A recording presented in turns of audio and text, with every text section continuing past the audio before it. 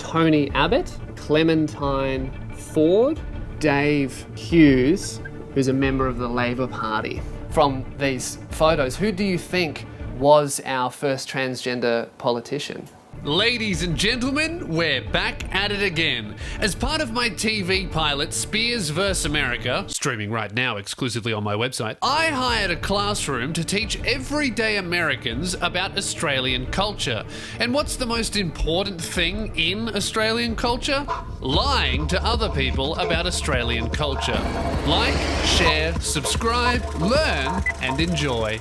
I hired a classroom and invited the general public to a free lesson on Australian culture and history.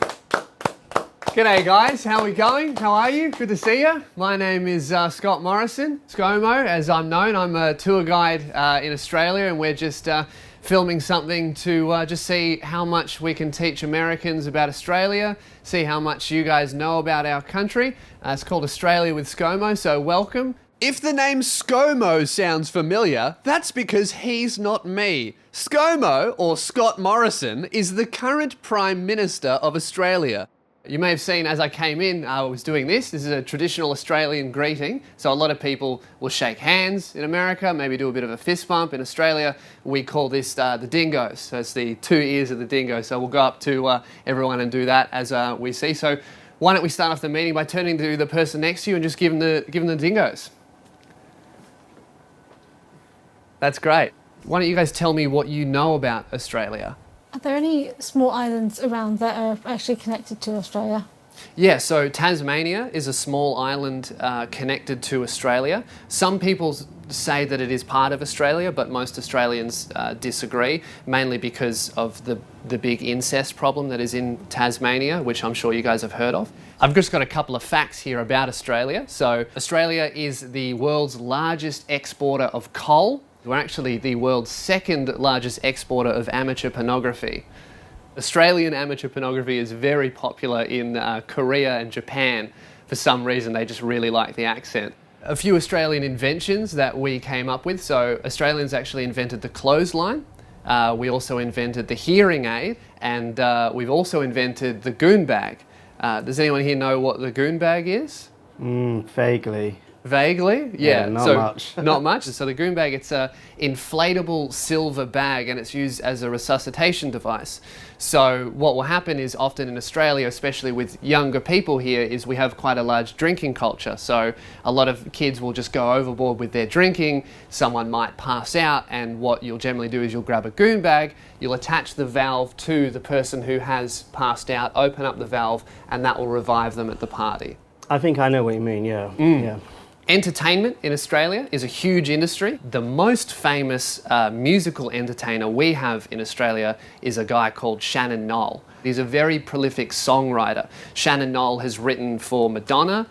Shannon Noll's written for Eminem. Of course, Shannon Noll hasn't actually done any of these things. He's just the guy that came second place in Australian Idol back in 2003. Shannon Noll most recently wrote Thank You Next by Ariana Grande.